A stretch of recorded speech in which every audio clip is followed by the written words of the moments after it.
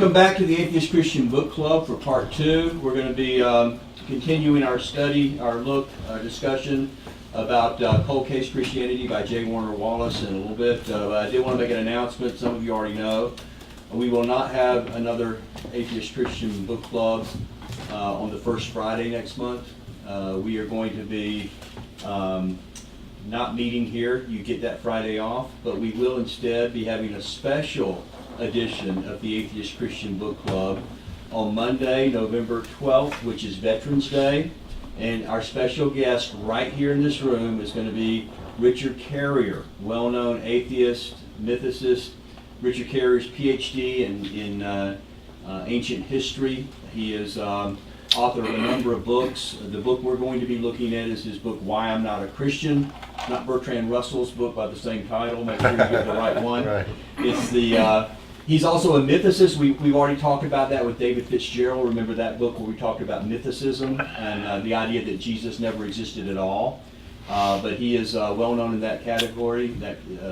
He's already been a guest with Jim Hall on Atheist Edge. In fact, it's through his relationship with Jim he's able to be part of our club. So big hand to Jim for making that possible. This guy is very well known on the atheist circuit. I would expect standing room only. Those who are the faithful that are here this evening are going to get first shot. So you can get your reservations in before we even announce to the rest of the world. Our Facebook Live friends as well, if you want to be part of this in person. I'm very excited about that. Also, Why I'm Not a Christian, the book is, I think, 97 pages. How many, do I hear an amen for that? Yeah. So it's, he deals, I think, with basically 4 major themes throughout the book. But when he's here live, we're going to want to talk about that book, but really anything he's written on his mythicism rather, on his most recent book is on how we know history. What's the name of it? Proving History. Don't put me on the spot, huh? Proving History. Proving History. He's a big Bayes theorem guy, and he has 1 million YouTube videos, which I've watched just about every one. He's really, when I first saw him, I thought, this guy is so funny. He has no respect for religion. I mean, I thought I was disrespectful. This guy puts it to another limit. But criticizing the ideology is not criticizing the people, as long as we make that clear, sure. too. And what I would say, I mean, hats off to David Fitzgerald, and we thank him for being part of the show earlier, but he's an autodidact like me. We pale in credibility comparison to a scholar like this. So if we could revisit the mythicist thing and probably come up with some new. By the way, this guy is a legitimate PhD from a real university, Columbia University, where he got a PhD in, I believe, it's classics or ancient history or whatever. And he gives a very unique perspective on that. He draws from his classics background, but he's very articulate, great sense of humor, just a really terrific speaker, and we're just unbelievably privileged to have him here. Let me go ahead and start these around. If you want to take one, and we'll post them up at the top of the university. Yeah, that's what You got two. Nice try. Our flyer for He's going to be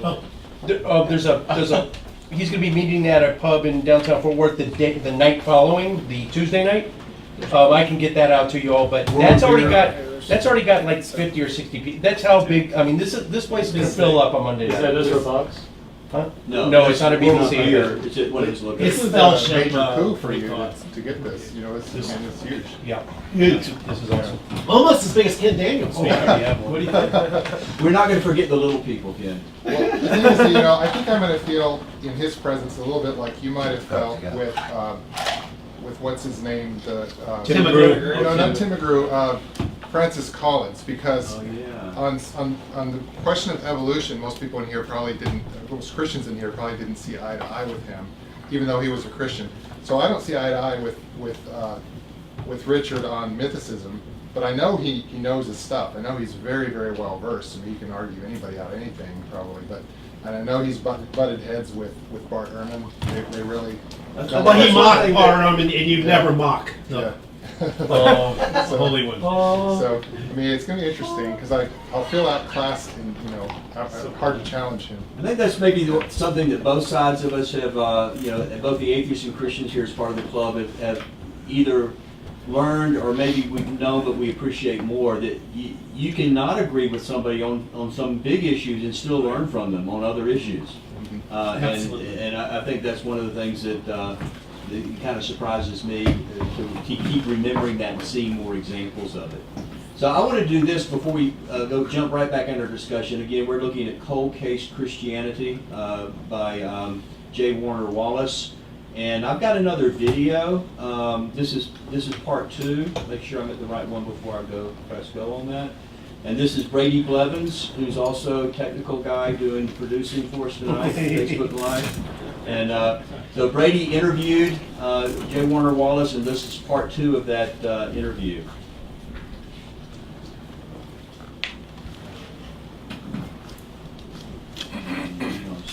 On the Atheist stage. I mean, no. Yes, another plug, inadvertently. I'm reading. Now let's try.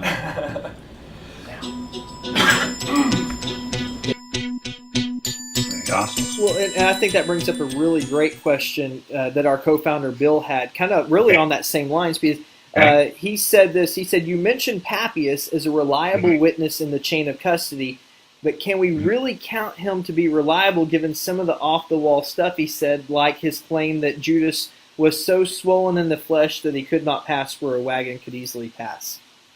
Okay, so Papias, I do mention Papias, but I do not use him as a reliable source, only because we don't have any content from Papias. All we have are the statements of Eusebius describing what Papias allegedly said or didn't say. So I left him out. I only looked at Polycarp and Ignatius for data points, pieces of evidence for which we could use to verify what it is that John said, because these are the students. Yes, Papias is a student, but unfortunately we don't have anything from Papias. We just have some stuff that Eusebius says that he said. So I'm willing to kind of say, okay, I can't really make a case based on what Papias says, whether or not Papias is even reliable. I made the case from Ignatius and Polycarp. Now, what's interesting about that is that this is a case, I call this death by 1,000 paper cuts. It's never that we're going to take, we have to be able to corroborate an eyewitness in some way. And so what we're looking at is Ignatius says some things about the nature of Jesus. He allegedly is getting these from John. And also Polycarp is saying some things about Jesus. He is allegedly getting these from John. So the question is, do Ignatius's claims match Polycarp's? Do Polycarp's match Ignatius? Does Ignatius match John? Does Polycarp match? We have 3 data points now that we can compare, and that gives me more confidence than if I was just going to say, hey, I have no idea what I'm comparing to, but Papias says this, therefore I believe it. That's why I'm not somebody who jumps in and believes that all of the accounts related to the deaths of the disciples are necessarily reliable, because I don't have the same kind of trilogy of data points to look and cross-check with. Sometimes all I have about one person's death is one ancient document that says all kinds of crazy things, so I'm not committed to that as being all that reliable. But here, I didn't use Papias for that reason. I used Ignatius and Polycarp. Gotcha.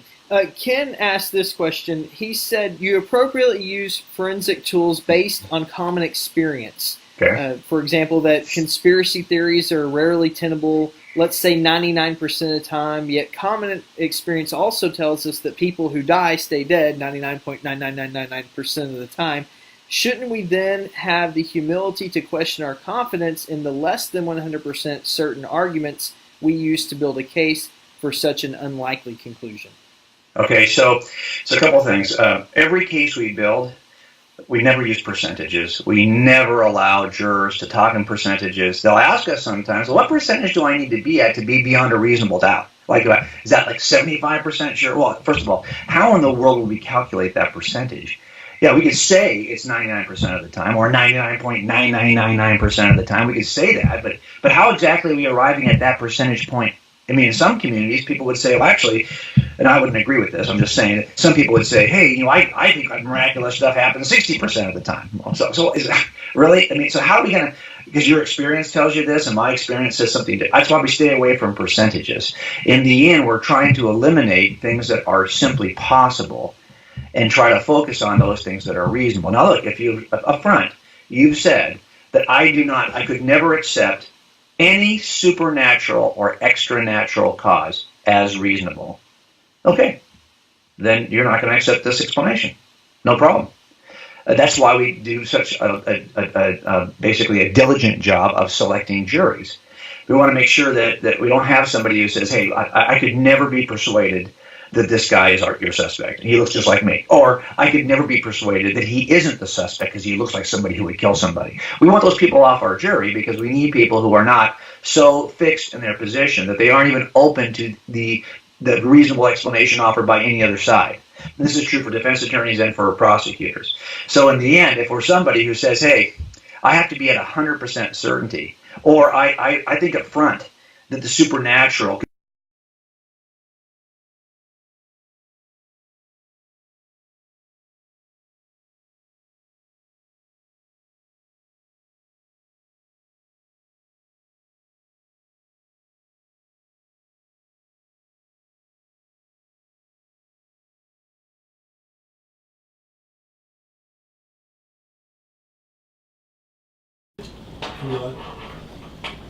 What do you think? Yes. Well, I think Unfortunately, we lost part of that answer, but anyway. the nuance that I was trying to get at was, and I was telling Ron this, I was at a debate, if you can call it that, between Tim McGrew and Zach Moore a couple years ago, where Zach Moore gave 7 criteria for determining whether a miracle case is credible. And he gave, all 7 criteria were based on common experience. For example, if the reporter of the miracle was close in time, was close in geography, didn't have anything to gain from the report of the miracle, he quoted 7 of these things. All 7 of these things are based in our common experience. We all agree that people that are closer in time are more reliable than people that are farther away in time. That's the experience that tells us that. So all of these rational methods that he provides are based on our experience. But we also have something that's being claimed that based on experience almost never happens, if ever. So if you're using criteria that are based on experience to come to a conclusion that defies experience, well then maybe you need to go back and revisit those building blocks, because you've come to a conclusion that's less likely than the fact that those building blocks may be mistaken. So I don't think he got off in percentages and stuff. Yes, it is valid to say people don't rise from the dead. Maybe they do happen, but if it does happen, it's 1 out of every billion or so cases, right? So we can make some inferences. And he's relying, he talks about Ignatius and Polycarp were the disciples of John, or let's say... Yeah, I was looking for documentation on that. Nobody believes John is just a theological discourse. He has these long, drawn-out things, I'm the vine, you are the branches, that are totally at odds with Mark. It was written by nobody?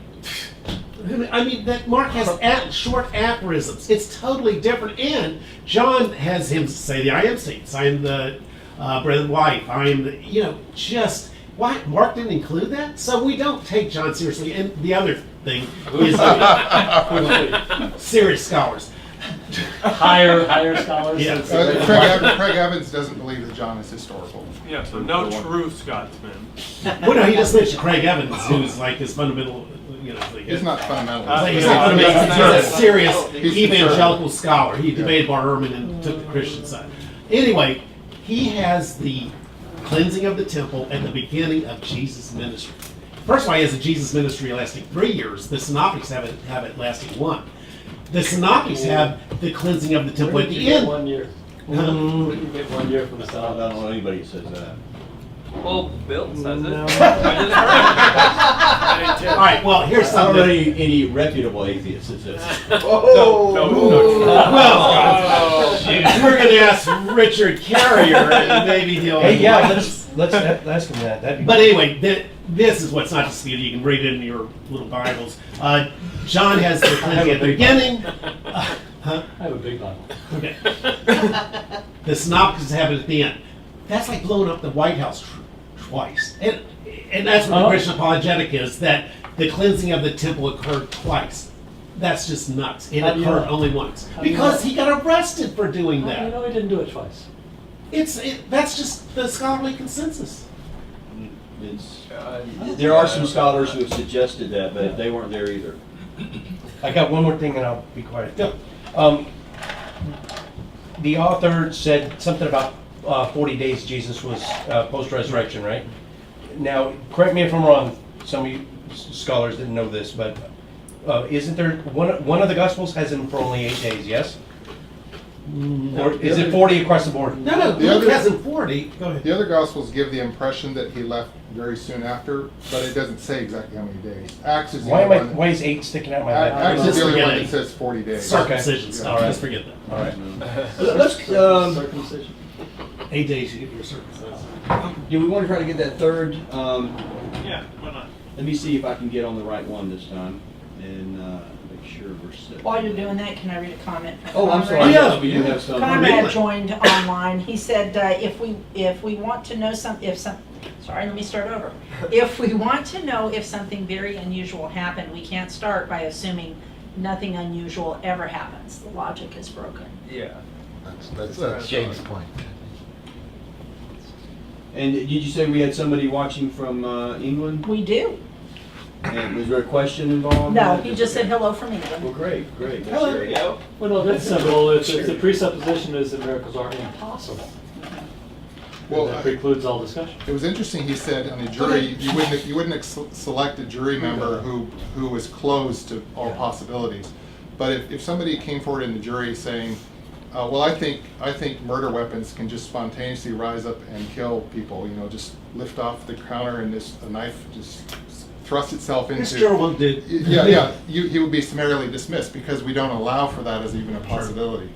So, I'm just So, playing the if devil's if there was a court case about the resurrection, if somebody believed in the supernatural, they'd be automatically taken off the jury. That's the point. It's That's not where something you breaks can down. investigate historically is the thing. So Because they it's- wouldn't be allowed on the jury because you believe in supernatural events or possible? Spectral evidence is not admissible. I'm not talking about the It's not evidence. In the evidence. material It's world, about for material belief. cases. well, when you're investigating anything forensically and then you point. allow for the possibility that something miraculous happened, then you're not going to be taken seriously. But when you're investigating that, if like, again, back to my alien thing, if I'm put on a government commission to try to determine if there's been any alien contact with Roswell, if I know without looking at the evidence, and I tell you there's no evidence going to convince me because the evidential historical tools aren't there to prove it anyway. So do you bother even showing me the evidence? Yeah, there's really no job there. Yeah, it's just case closed Yeah, by but, definition. I mean, help me understand then what the difference is between what you're saying there and then allowing for somebody who allows for the possibility that a knife just rises spontaneously and thrusts itself into the back of it. Maybe if somebody believes that they talk to aliens every day and they want to be on that Roswell case, I might say, it might be better to have somebody a little more skeptical on Right. it. Somebody who claimed they were abducted by an alien and Yeah, that may rule you off for the Yeah. other reason. I don't Yeah. know. By the way, Richard Carrier does this great thing on the Roswell incident, and he shows how just very quickly legends develop that they were aliens and stuff from just a minute amount of evidence. It's on his YouTube thing, but it's a really good, and he might tell us. So you don't think it really happened? Well, no, he says it happened, but No, that you it don't was think just. it really happened. Yeah, of course I did. Yeah. Oh, okay. Well, you got to I'm a historicist. I believe very seriously in Jesus historically, which, He was talking about Well, I Roswell. Oh, mean Roswell. absolutely, yeah. You believe it really happened? Yeah. But what he says, it was just some tinfoil and some, who knows what it was, But he goes, the legend just developed. And one of the Christian things is, legend couldn't develop that quickly. Well, let me tell you, legends all over the New Testament. In that bank illustration I was giving, you have in Matthew a Roman guard. You have an earthquake. And I won't even go into the dead saints. You've heard that a million times. But so you see clear legendary development. Does that not make sense? well, in the 80s that all these alien abduction stories started coming out or 70s and 80s, but it was on the heels of sci-fi movies that came about in the 60s. It was a power of suggestion. Well, and these people really, really seriously believed that they Another were common abducted. denominator in that was how many were recovered memories based on altered states of consciousness, and They're very similar to UFO abductees are very similar to the satanic ritual abuse stories that came out about that same time, and that was discredited when you don't have a memory of it, and then something happens under counseling, and I remember that happening. Well, a lot of them weren't necessarily under counseling. These alien abduction stories. And Hypnosis was a common denominator. Some of them, but when pressed on whether they happened, these people, I mean, as far as we could tell, they were 100% convinced that they happened. Any suggestion that they were mistaken was taken with great offense.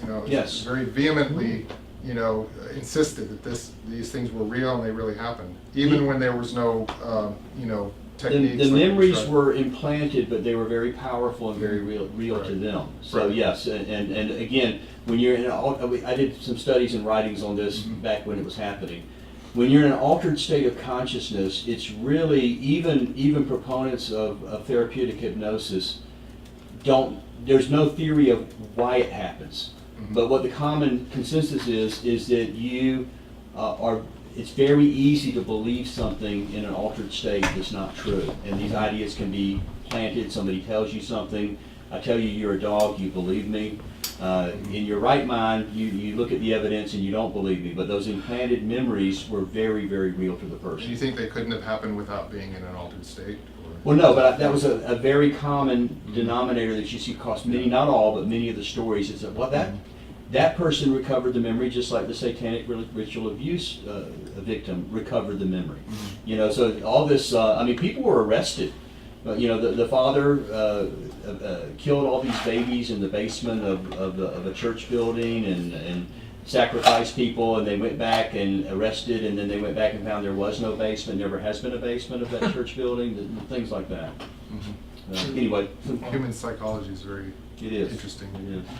Let's go ahead and do, this is Brady, his third part of the interview with J. Warner Wallace on cold case Christianity. So let's watch that.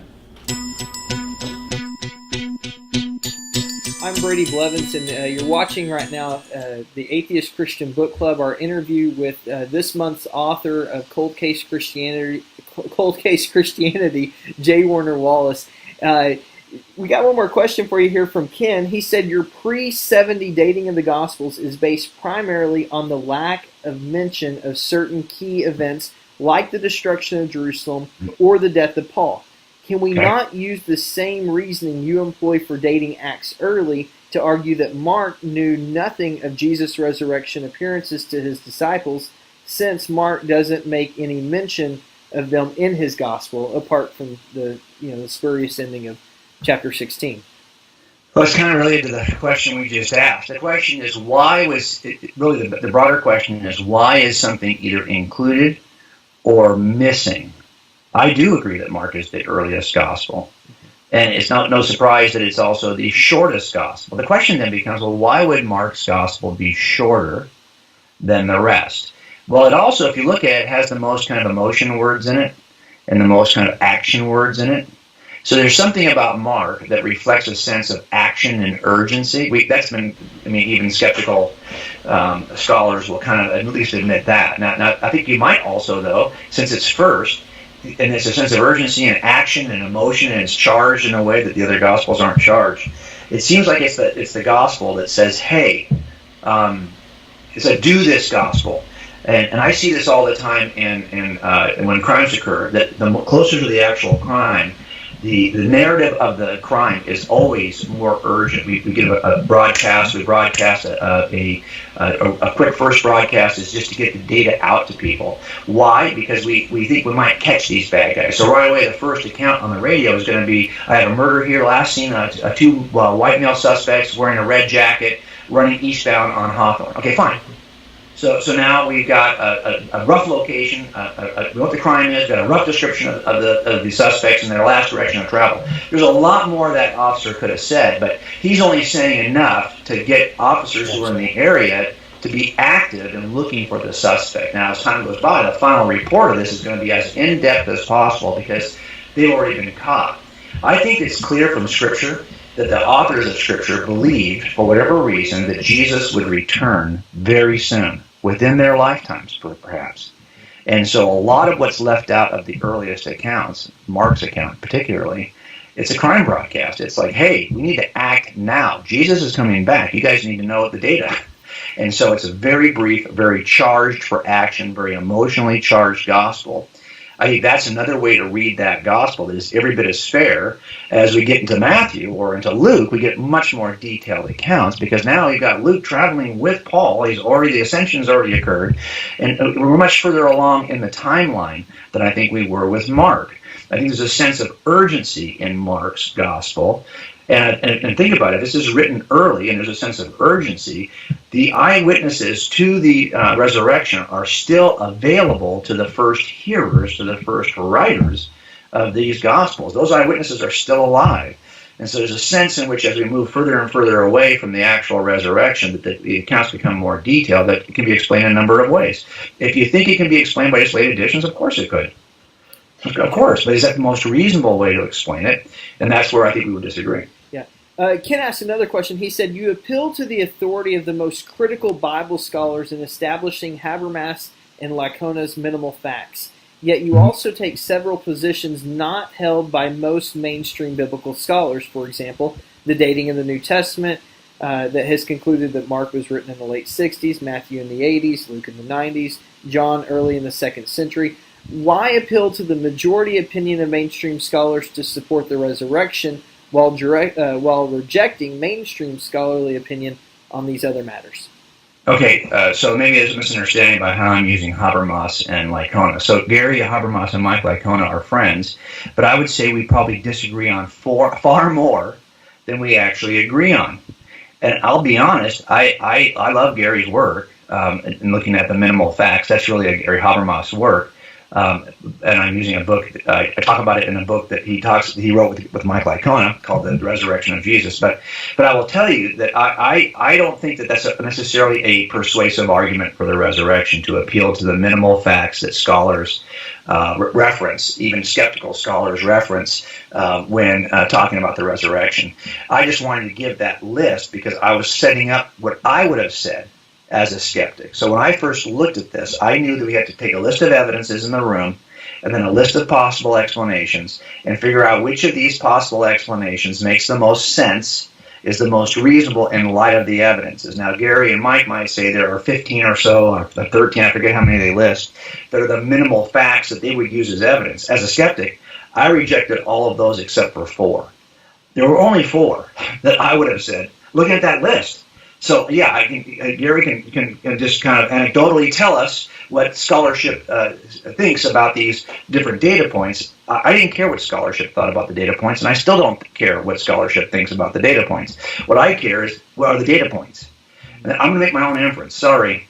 I mean, I'm just arrogant enough to think that all of us as jurors, and I think most of the skeptics who you're dealing with right now on this podcast, on this question, they aren't probably scholars either, yet they think they can make a reasonable inference from facts. I do too.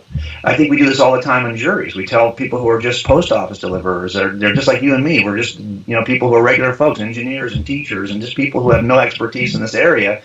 That we tell them we're going to give you the power, not the experts we call. We're going to give you the power to render a verdict. The experts don't get a vote. You're the only ones who get a vote. And we're going to do that. Yeah, I can listen to experts testify, but you're free to also say those experts are crazy. I think it's this.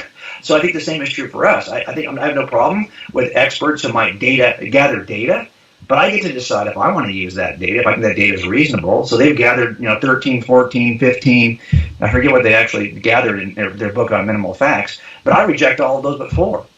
The 4 are the 4 that I would have said as an atheist. I'll give you these. I'll give you these claims about Jesus, that he lived. I'm not a Jesus mythic. I think there's more than enough good evidence to suggest that this dude, Jesus of Nazareth, lived. And even that he died on a cross. But that doesn't mean he rose from the grave. But I will give you that one data point. So I like I said earlier, I want to listen to what Bart has to say about his assessment of these facts. But in the end, I'm going to have to go back to the facts and draw my own inference. You got him, kid. Well, I don't think he even understood the first question I asked about the ending of Mark's gospel, where Mark never talks about Jesus' resurrection appearances. It's absent from. Well, I have a question of that. If you apply that same standard, don't you put a really, really, really early date on Mark? It's written before the 40 days. Yeah, that's what you'd have. That's the Yeah, problem you get into. You're making our consistent. case even stronger. You have to than be we would. consistent. Well, what my point is that just because something isn't mentioned doesn't mean that it means he was writing before it happened. That was my point.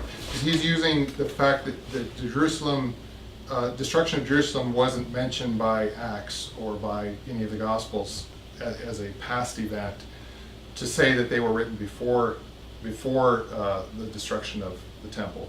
Well, by using that same logic, you could say, well, Mark was just he never even knew about the post-resurrection. I think I understand your point. I just to me it's more like reading a book about terrorism in the United States, and there's like 3 chapters on the first attack on the World Trade Center, no mention whatsoever about the second attack. Right. Now, you would think a book on terrorism in the U.S.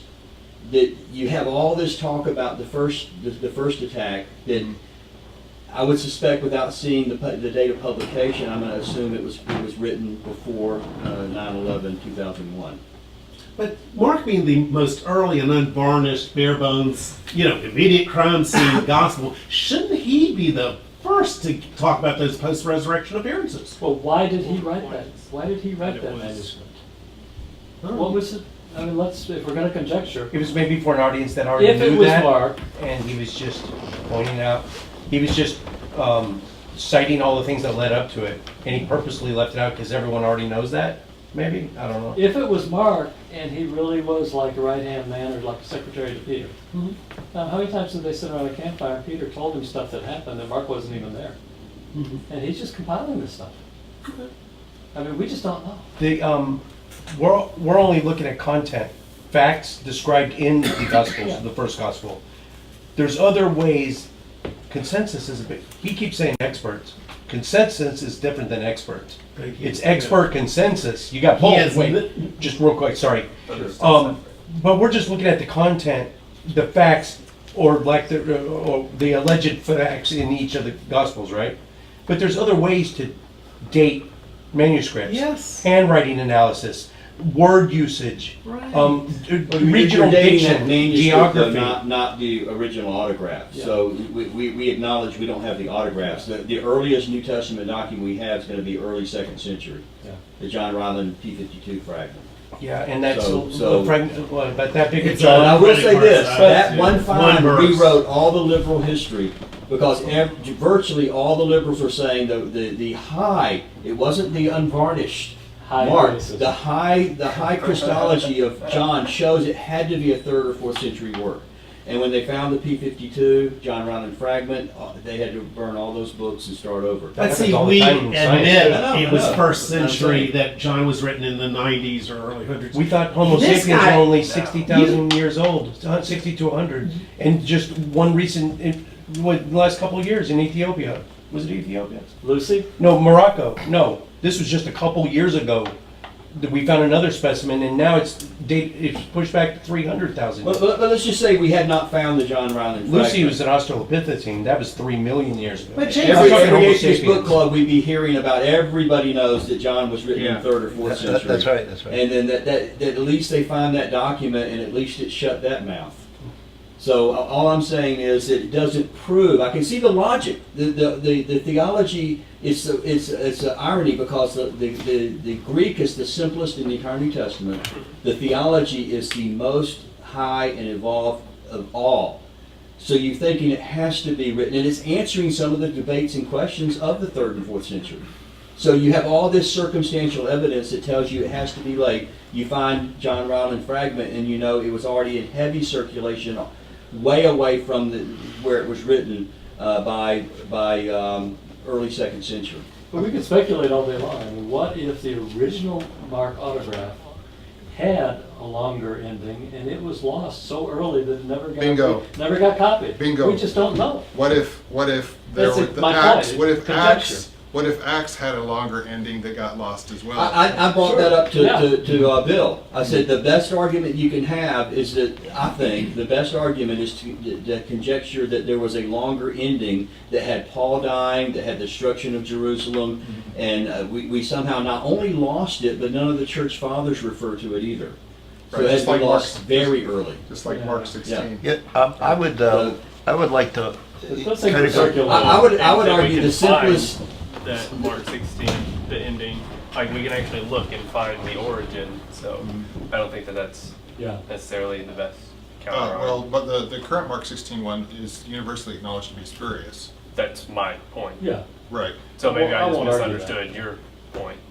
But what I'm saying is, if you're gonna conjecture that there may have been another ending that was lost, that was the original ending that was lost to us, which we have no evidence of, then you could say that perhaps the same thing about Acts. There was You can say it about anything. yeah. I you could say misunderstood your argument, not yours. Got it. Yeah. Well, I Richard wasn't Carrier saying that said- I believe there's a longer ending Let's of let, Acts. I I was don't just know, I'm not saying saying I I think think it's it's likely. likely. No, I understand. if you're going to say Yeah. that Acts was written before the after the destruction of Jerusalem and forgot to mention Yeah. it completely, and forgot to mention the death of Paul, when everything's about Paul and every little thing that happens to Paul, and then all of a sudden it stops Yeah. him mid-sentence, with him in prison in Rome, they fail to mention that. Yeah, I that's a would big think deal. that unless there's a longer ending floating around out there, the simplest explanation is it's By, written before by, 70. the, by the way, Bart Ehrman, if you read Did Jesus Exist, dates Acts at 85 AD. He didn't, Go ahead, so- Bill. he didn't get a I'm chance sorry, to yes. talk yet. Yeah, I mean, this has just been terrific, and I think it's stimulating, and it's all of those things that I like to get out of these kind of discussions. But one of the things that we get into is looking at these different specifics that the guys building the case.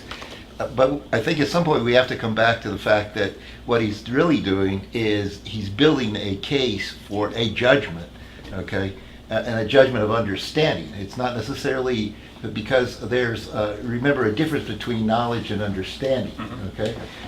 We know certain things, but we try to achieve an understanding, and from understandings we often make very serious judgments.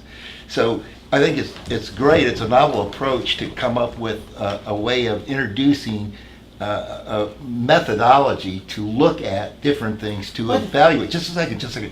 And the ultimate conclusion here isn't really whether there is a missing piece of Mark or not.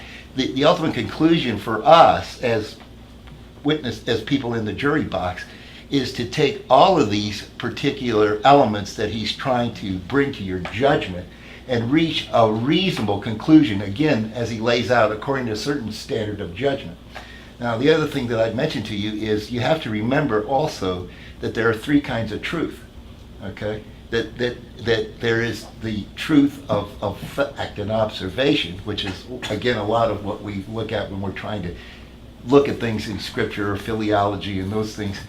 There's the fiat truth, that's the second truth, which is the truth which we say we agree that unicorns have a horn in their head, and we proceed on that basis.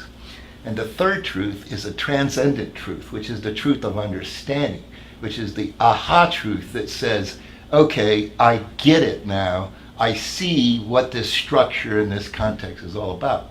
So when we as Christians look at the message, and what this whole thing is that 40 different authors have tried to put together over time, what we're trying to respond to is the transcendent truth of understanding, not the truth of DNA and this. So again, I think the guy does a great job of bringing out the fact that the objective here is to reach a judgment of understanding, not a scientific evaluation. We got that, Neil, but when you say that Mark was written before the letters of Paul, that is an egregious misstatement of the facts. That everybody believes the letters of Paul were written before Mark. Everybody Am I does. right? That's not Everybody true. doesn't. That's not true. I can Consensus give you a is, list of yeah. scholars that have PhDs that don't believe We can this. agree. They believe that Mark was written before the letters of Paul? Yes, there's PhDs that We all agree that it's consensus, though. Yeah, that I would say that that's not the majority opinion. Right. Not even close. That's the crux of this entire And you can ask conversation. Richard Carrier here, he's going to be dumbfounded by that statement, that they were written at that early dating mark. But It's remember, he nuts. doesn't believe Leave. Jesus In existed at all. 1900, there was a consensus Oh, that the now we're universe was pointing the stable bell. and infinitely old. Okay.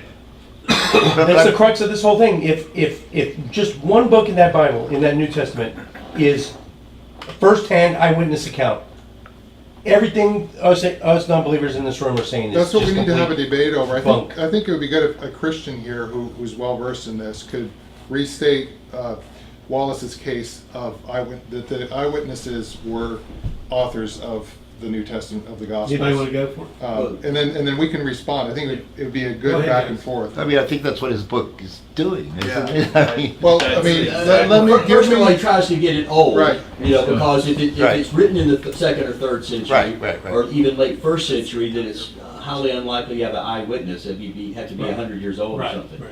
So he first of all establishes the fact that he believes that it's early. Mm-hmm. So even Bart Ehrman's going to say there really was a Paul. He's not a fictional character. Richard Carrier He believes did- Paul. Even Richard Carrier, who believes in I nothing. just believes heard a in video. Paul. Absolutely. Oh, so- so we talked about it on the show just last weekend. And so what you have is that there are what's so-called undisputed, that even Bart Ehrman would agree this letter was written by Paul.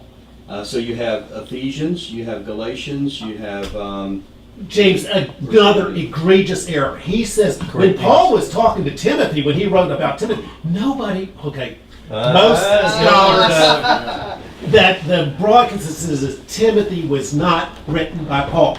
First or Second Timothy, it was And written Titus. by someone. And the reason they believe it is written about 100 AD by someone other than Paul. It's pseudographical. And there, if you read the Bart Ehrman's book Forged, he explains it all to you. This church structure was. to the disputable letters.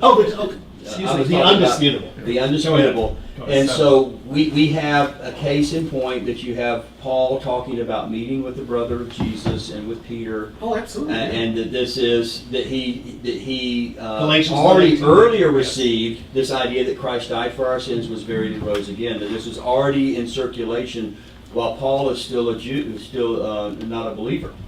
And he makes the case Polycarp and Clement. Okay. Uh, So you have to date, Got that same chain of at custody. least the Pauline scriptures that are undisputed. I mean, even Bart Ehrman gives them pretty early dates. You have to. 50s, yeah, 50s. Yeah. Everybody knows that. Okay. Yeah, 30s.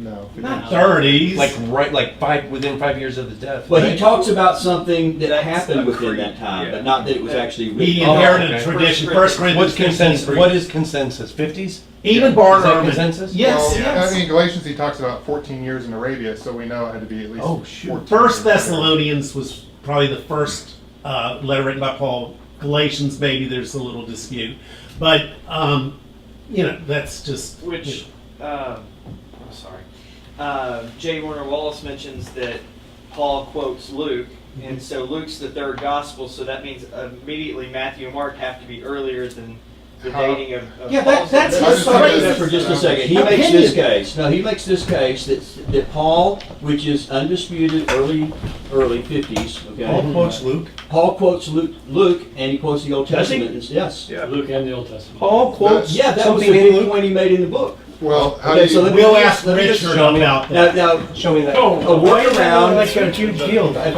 I use my atheist, thinking, if I put aside my Christianity for a minute, you could say, well, maybe that was a common statement Yeah. that both Luke How much quoted does he quote him? How long is the That'll quote? be the He He does think that's a he common makes it- statement. He's making our. He makes a case that ministers should be receiving compensation because the Old Testament tells us, because the Scriptures tell us two things. Scriptures tell us, first of all, that we're not to muzzle the ox. That's a quote from the Old Testament. And secondly, a minister is worthy of his hire. That's Luke. And Are he those calls it common both things that- Scripture. Of course, he doesn't reference Luke. He doesn't say, well, you don't Are have those common things you don't ever have said? a Luke called That Luke at this probably will point. be the argument, Jeff. well, we all have Yeah, but that aphorisms, is- bird I in never hand, knew that. bird in hand is worth two in the I bush. wouldn't Well, hang the let's- whole let's- argument on that one. Show me Right. evidence Thank of you. that. That's Show me pretty the good documents. Yes. But Show me other first century documents that use that same Wallace statement. is the first person who's going to tell us, you take all the evidence and line it up, and all the possible explanations, and you try to say, what's the best match overall? That's exactly right. But So- did you not the hear him entire say, story. I don't care about those experts? Here's a guy. No, listen to what he Did I say? said. He says he doesn't care about experts like They're inferences. that are making the, Yes. the inferences, and he says when he's an atheist, for example, he wouldn't accept Gary Habermas's common thing. That's right. What he was Consensus and experts are criticizing. different things. He's That's saying- why I don't understand why you got so upset about that. Because what he literally said was, "You, Bill, actually can come to this conclusion on your own. You don't have to have everybody else tell you, and It's- that's what you're doing." It's a good That's what he analogy. said. We are the jury. That's my point. because We're the jury. He's We got are a the master. jury. Does he not just have a master's from Biola? You knew Paul quoted Luke. Fake school, or what? What's your point? My point is that you have experts like Craig Evans, who point out that believes the way we do.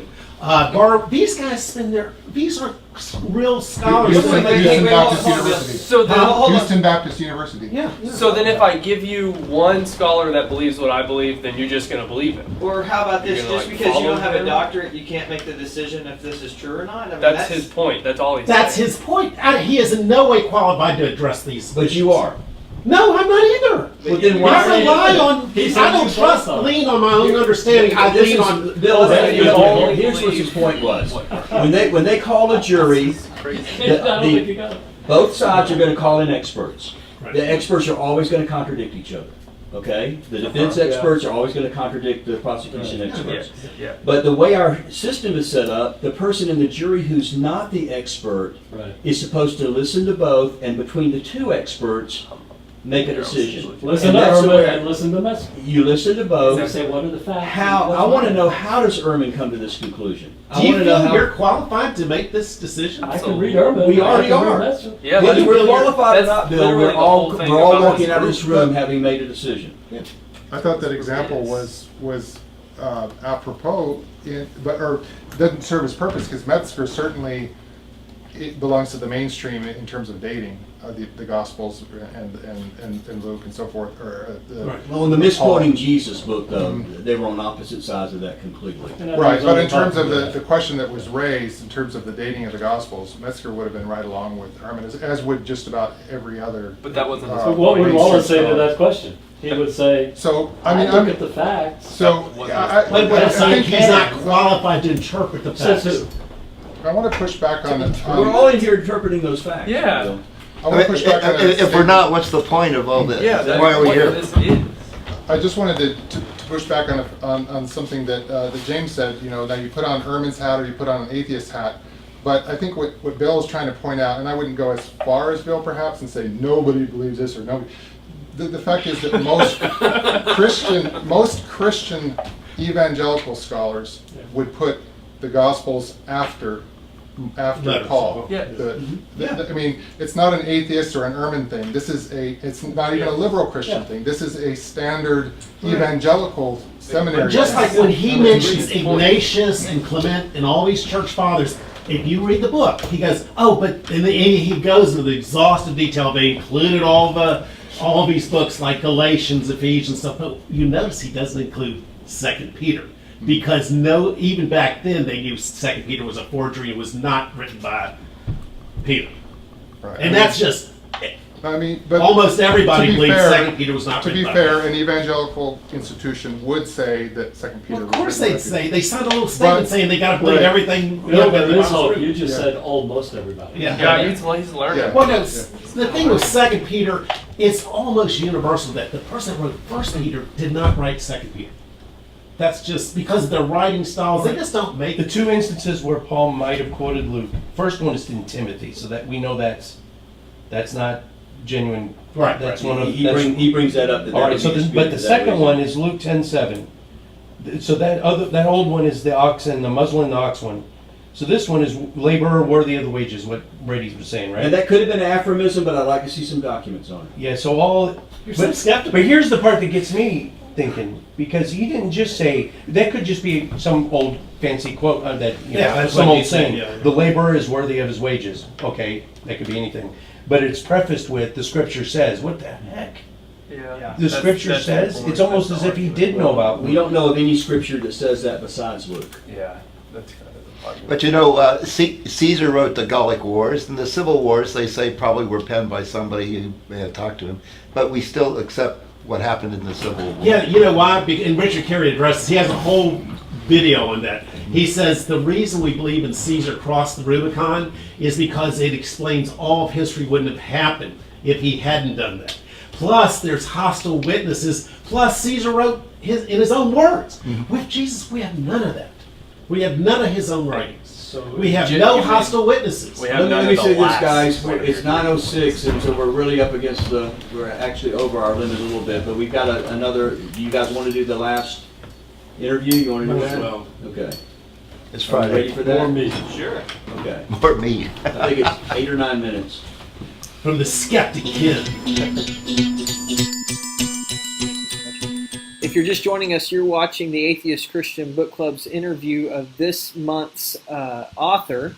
Our book is Cold Case Christianity, and the author is J. Warner Wallace. I'm Brady Blevins.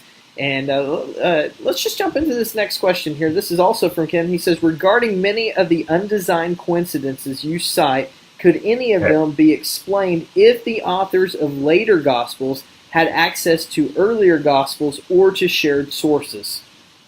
Okay, so what I tried to do, and there's a guy named J.J. Blunt who wrote about this in the 19th century, and he's got a book called Undesigned Coincidences. More recently, Lydia McGrew has got a book on undesigned coincidences. I would refer any of this questioning to Lydia's book because she addresses that issue specifically in every one of the undesigned coincidences. What I tried to do was to limit myself to those, because J.J. Blunt, he mentions a bunch that he considers to be undesigned coincidences. I don't think all of them have great evidential value. So I tried to restrict myself to just those that I thought had potential evidential value. And I don't even think, like everything else, it's death by 1,000 paper cuts. When I do a case, it's built on 50 pieces of evidence that all point to the one reasonable inference. But any one of these pieces of evidence you would look at and say, really? That doesn't seem all that great. Well, yeah, it's not. It's a paper cut. It's when you get 1,000 million paper cuts, then you're stuck with the result of 1,000 paper cuts. So I think that's what I look at in terms of undesigned coincidences. The best work, though, because I didn't parse out every single one and make the case for why the best inference is an undesigned coincidence rather than just copying or whatever it may be. Just because this isn't the kind of book this is. But the best book on that right now is Lydia McGrew's book on undesigned coincidences. I did write the afterword on that book, but she does a great job because she's just that kind of mind that she just doesn't let anything rest until she's kind of turned that thing over 1,000 times in her hand. So that's a great book for that source. Yeah, we got the opportunity to actually have Tim McGrew in person for a special book club. Here comes the last question for you, and thank you so much for sticking around and answering all these for us. Yeah. The last one is this, and it's also from Ken. What was the purpose of intense animal suffering over millions of years before humans walked the earth? Starvation, disease, parasites, predation, fires, etc. How does the following passage relate to this reality, or is it merely poetic? And the passage is this. It comes from Psalm 145, verses 15 through 17, and the passage says this: the eyes of all look to you, and you give them their food at the proper time.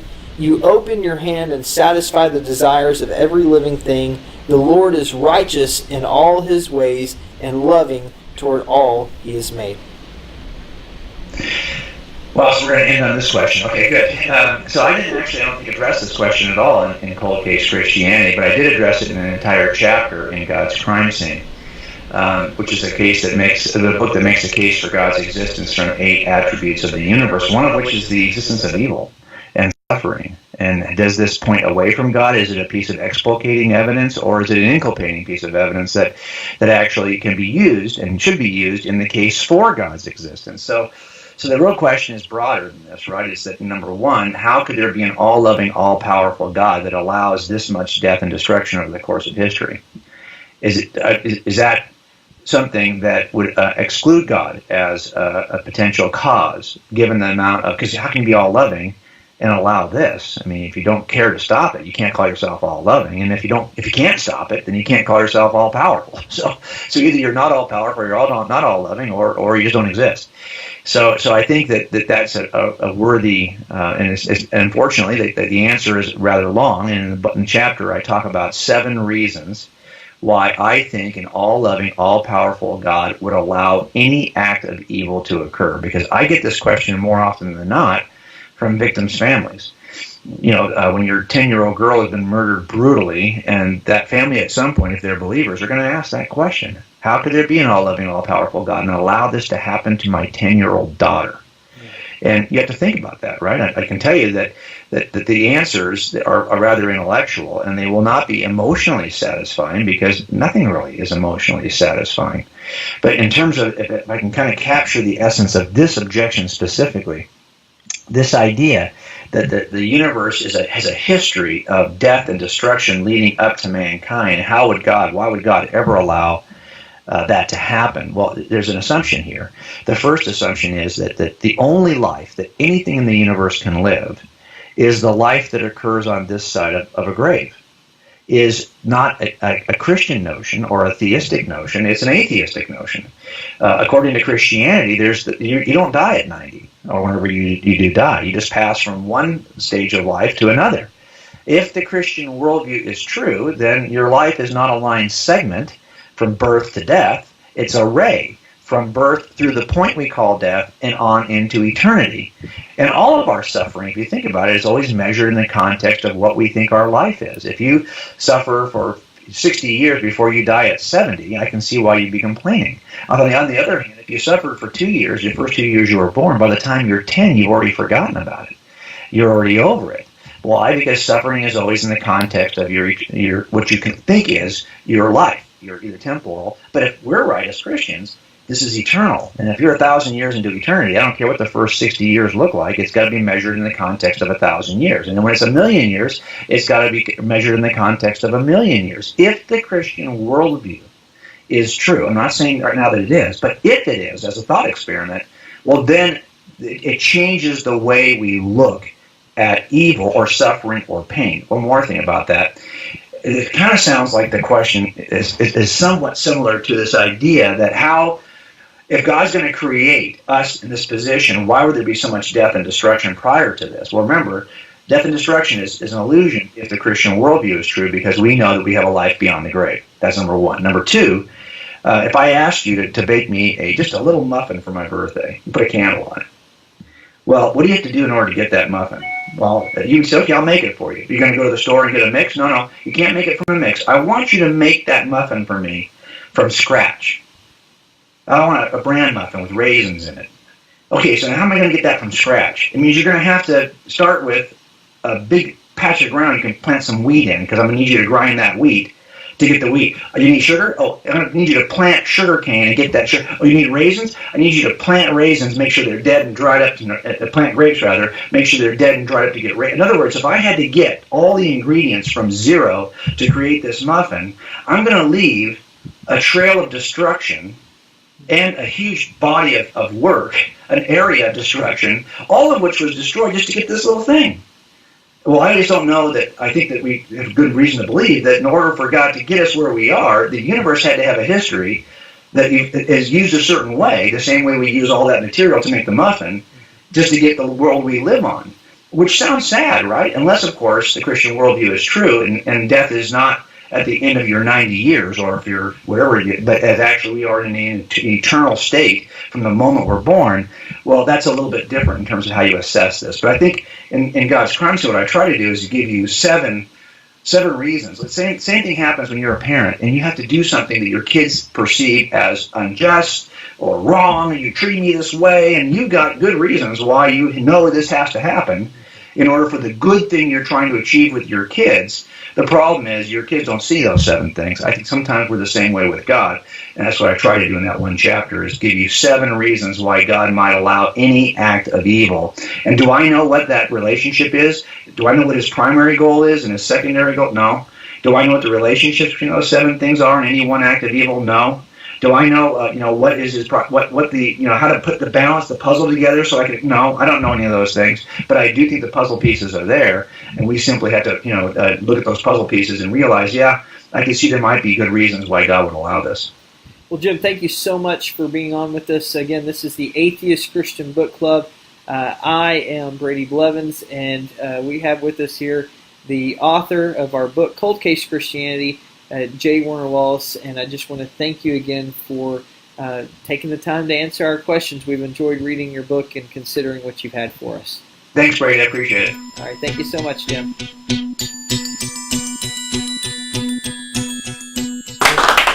Did he just roll his eyes at you in that tape? No. Well, I think he completely skirted the question, which was, I Yeah. focused specifically on animal suffering because I knew the standard responses about, oh, this is not the only life we have.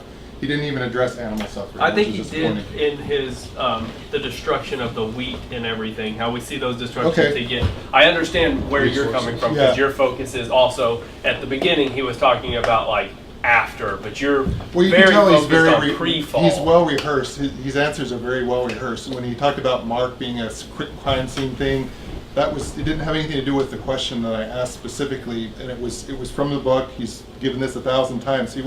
I felt he wasn't really listening to the questions, trying to address the specific concerns I had.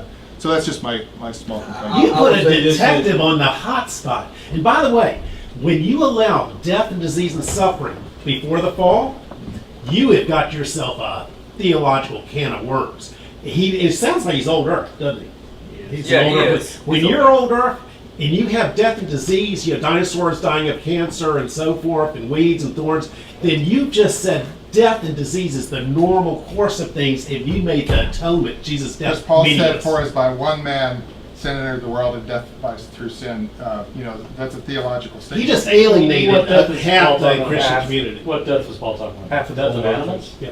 Death of No, the young vegetables? earthers. He says that. Oh, yeah. So does he have these questions ahead of time? No. He's very articulate. But he let me say this in Ken's defense. Ken's questions were very, very Very good. carefully worded out ahead of time. It just made them so long that Brady had to trim them down, and sometimes you lose part of the gist of that. But this author did not have those questions ahead of time. Yeah, but he's used to throwing, here's a softball question from Brady. Brady did an interview earlier. It's just like, boom, let's knock that one out of the park. He's not used to. No, I mean, the guy's very articulate. As a Toastmaster, he wasn't he didn't stumble. He No, was he's very he good. was able to I'm sure coherently. Ken is Like right Ken that part of it probably is things that he's spoken on. Yeah, I do he's probably- something myself. I Right. find myself lapsing into part of a talk that I've done Right, before. right. But one thing gets me, do you notice when he says in the book and in this review, in skeptics, they talk about you like you're a dog just because you're skeptical. That's kind of I what you're think- doing to Christians. Yeah. And I also think Okay, guys, Thanks, Renee. I like the muffin analogy, and I want to get back to it since you raised it again. And that is that it assumes that we don't have an omnipotent God who's unable to just create from scratch, directly from scratch in an instant, like the younger creationists believe. It assumes that he's not omnipotent, that he's willing to let all this death and decay and destruction exist for millions of years of, Because that's the animals only way there is to do animals it. are people too. They suffer, they have nerve endings So just like we have. they're not people by Yeah. definition. I'm being. No, they're not. He didn't breathe a soul into Do them. animals really anything like suffer? that. Do you think they not? Does They the don't. zebra really suffer They when the objectively lion takes suffer. him down? Yep. Do you, He feels pain. do you, And do he you fights take for your his life. cat? He's Do you suffering. take your cat and spike it with a knife over and I over? hate Or? pets. Do you think that spiking your cat with Well, a I didn't knife? say they is- won't fight for life, but You don't think they actually we suffer? need to define I think suffering. they do. I think Yeah, that's- I think the stance that they don't suffer is taking ridiculous. It's intended to provoke. Yeah, but what it forces you into is a position of dualism, where you have to say that the natural world, which has its characteristics and laws and things and suffering and pain or whatever, disease, is of the natural world, and the question then becomes spiritual issue of when he breathes his soul in there, and when you are created in likeness with intelligence, the issue is what's that all about? Because there's such a dichotomy, and I struggle with this a lot. I have a serious problem between the stone and the DNA that has instructions in it, because a stone cannot give me instructions, and yet I have instructions in life, in everything that lives, even the plants. So we've got a huge dualistic problem that I don't know what the reconciliation is here. Let me say, I made a note here on this. This whole undesigned coincidences are where one gospel, you go, wow, that raises this question: is this an omniscient narrator, or how would you even know what was happening in Caesar's household? But then this other gospel happens to mention, or maybe Acts happens to mention, that there were believers that were in the household of Caesar as servants. So, well, if you put those two things together, they don't seem like they're designed to go together, but that could explain something. But that whole thing, if these undesigned coincidences were very much designed on purpose by later gospel writers, to me that's not a very reasonable explanation, because why did nobody see them until the 19th century? They were so well hidden that we have no record of anybody recognizing these connect the dots things until the 19th century. So you would think that was either they were much cleverer than Bill would give them credit for, or there are some undesigned coincidences. Yeah, it's unimaginable that they could have engineered those when you look at where they appear and how they corroborate them. We've had quite a few additional comments on our Facebook page. People that were watching, they were interacting with each other. Some of the questions they addressed to us that we didn't have time to get to. So I would say all of us, atheists and Christians, if you would be so kind to go to the Atheist Christian Book Club Facebook page, and you can go back and see some of those comments. Some of them may have been even commenting on something you said and you want to clarify or come back on. Please, let's do that. We are pretty much at capacity of what we can do in this building. So the only way we can expand what we're trying to do and engage other people in conversations like this is by doing an online presence. So I want to ask everybody, atheists and Christians, to help us do a good job of that. Remember, we're going to be skipping Friday, the first Friday of November. Instead, it's going to be Monday, November 12th, Veterans Day, 6 o'clock for meals, 7 o'clock for the club, and our special guest right here in the room is going to be Dr. Richard Carrier, author of Why I'm Not a Christian. Thanks so much for being part of the club, and we will see you next month. Jim, you look like you're meditating over there. Was I?